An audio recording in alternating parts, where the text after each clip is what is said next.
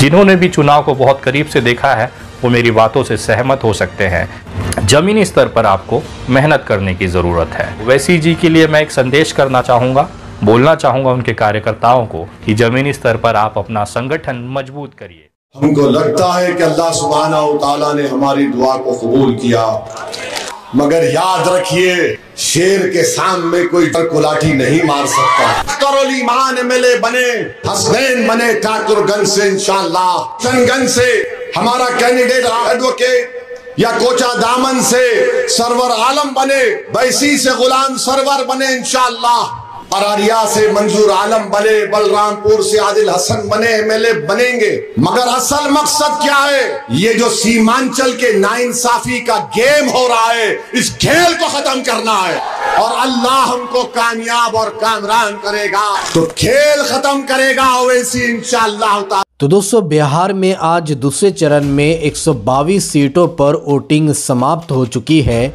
और अब सभी का इंतज़ार 14 नवंबर पर टिकी हुई है कि आने वाली 14 तारीख को क्या फ़ैसला आता है। लेकिन दोस्तों, उससे पहले जो एग्ज़िट पोल निकल कर सामने आ रहे हैं, जो एग्ज़िट पोल ने सभी की नींद उड़ा चुकी है। जी हाँ दोस्तों, आज आपको इस वीडियो में बताएंगे कि आखिर बिहार में किसकी सरकार बनेगी। क्या फिर से बिहार में नीतीश कुमार की सरकार बनने वाली है? क्या तेजस्वी यादव की सरकार बनेगी या फिर एमआईएम पार्टी जो है इस बिहार इलेक्शन में किंग मेकर बन सकती है? तो दोस्तों, आज बिहार में जो दूसरे चरण में इलेक्शन हुआ है, इसको लेकर जो एग्जिट पोल निकलकर सामने आई है, जिसने हर किसी की नींद उड़ा चुकी है, जो हर कोई हैरान हो चुका है। मैं आप लोगों को द मिल्लत टाइम की एक रिपोर्ट दिखाऊंगा, जिन्होंने ग्राउंड पर जाकर लोगों से इस बारे में जो है जानकारी ली है। आप सभी को जो है एग्जिट पोल में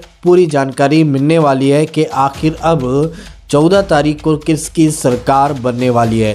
तो मैं आप लोगों को द मिल्लत टाइम की यहीं पर पूरी वीडियो क्लिप दिखाऊंगा, लेकिन वीडियो दिखाने से पहले आप सभी से रिक्वेस्ट करना चाहूँगा, प्लीज़ इस वीडियो को ज़रूर लास्ट तक देखिए और जितना हो सके इस वीडियो को ज़्यादा से ज़्यादा शेयर ज़रूर कीजिएगा। तो आइए सबसे पहले ये वीडियो क्लिप देखिए, फिर आगे बात करते हैं। चुनाव की समाप्ति के बाद कई एग्जिट पोल सामने आए हैं, जिनमें यह अनुमान लगाया जा सकता है कि आखिर बिहार में किसका पलड़ा भारी है, किसकी सरकार बनने जा रही है। इन तमाम एग्जिट पोल के जरिए हम समझने की कोशिश करेंगे कि आखिरकार बिहार के मन में है क्या। साथ ही जानेंगे मिल्लत टाइम्स का एग्जिट पोल क्या कहता है, क्योंकि इस पूरे विधानसभा चुनाव के दौरान हमारी टीम जमीन पर मौजूद थी, लोगों से बात की और यह समझने की कोशिश की कि बिहार के मन में चल क्या रहा है। सबसे पहले टाइम्स नाउ और जेवीसी के एग्जिट पोल में एनडीए को 135 से 150 सीटों तक मिलने का अनुमान है, जबकि महागठबंधन को 88 से 103 सीटें मिल सकती है। अन्य दलों के हिस्से में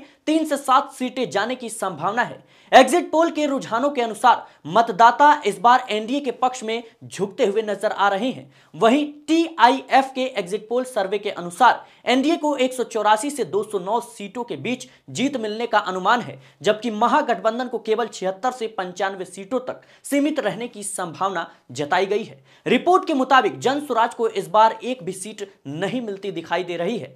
वहीं पीपल्स इनसाइट के एग्जिट पोल के अनुसार बिहार में एनडीए को बहुमत के करीब सीटें मिलने का अनुमान है, जिसके तहत उन्हें 133 से 148 सीटें मिल सकती है। वहीं महागठबंधन को 87 से 102 सीटें मिलने का अनुमान है, जिससे यह गठबंधन 100 सीटों का आंकड़ा पार कर सकता है। इस एग्जिट पोल में प्रशांत किशोर की पार्टी जनसुराज को 2 सीटें मिलने की बात कही गई है, जबकि अन्य के पास 3 से 6 सीटें जाने की संभावना है। दैनिक भास्कर की बात करें तो दैनिक भास्कर के एग्जिट पोल के अनुमानों के अनुसार बिहार में एनडीए को बम्पर बहुमत मिलता दिखाई दे रहा है। सर्वे में एनडीए को 145 से 160 सीटें मिलने की संभावना है, जो बहुमत के आंकड़े काफी अधिक है। इसके विपरीत महागठबंधन को 73 से 91 सीटें मिलने का अनुमान है। इस एग्जिट पोल की एक और खास बात यह है कि प्रशांत किशोर की पार्टी जनसुराज को 0 यानी 0 सीटें मिलने की उम्मीद जताई गई है, जो चुनावी परिदृश्य में पारंपरिक गठबंधनों के वर्चस्व को दर्शाता है। प्रज्ञा पोल एनालिसिस बता दें दर्शकों कि इस एग्जिट पोल के अनुसार एनडीए को 186 सीटें, महागठबंधन को 50 सीटें और अन्य को 7 सीटें मिलने का अनुमान लगाया गया है। तो वहीं चाणक्य के एग्जिट पोल में एनडीए को 130 से 138 सीटें मिलने की संभावना है। इसी एग्जिट पोल में महागठबंधन को 100 से 108 सीटों का अनुमान जताया गया है। इसके अलावा अन्य दलों को 3 से 5 सीटें मिल सकती हैं। और अब अंत में जानते हैं कि मिल्लत टाइम्स का एग्जिट पोल क्या कहता है। मिल्लत टाइम्स के अनुसार बिहार विधानसभा चुनाव 2025 के एग्जिट पोल नतीजों में राजद कांग्रेस यानी महागठबंधन को स्पष्ट बढ़त मिलती दिख रही है, यानी महागठबंधन की सरकार बन सकती है। एग्जिट पोल के अनुसार महागठबंधन को 125 से 145 सीटें मिलने का अनुमान है, जो पिछले चुनाव की तुलना में 25 ज्यादा सीटें, कहीं ना कहीं 25 सीटों की बढ़त को दर्शाता है। वहीं एनडीए यानी भाजपा जेडीयू को इस बार बड़ा झटका लग सकता है। रिपोर्ट के मुताबिक एनडीए को 70 से 90 सीटों तक सीमित रहने की संभावना है, जो कि पिछली बार से 35 सीटों की गिरावट को दर्शाता है। इसके अलावा एमआईएम को 4 से 6 सीटें यानी 2 ज्यादा सीटें भी मिल सकती हैं, जबकि जन स्वराज को 2 से 4 सीटों के बीच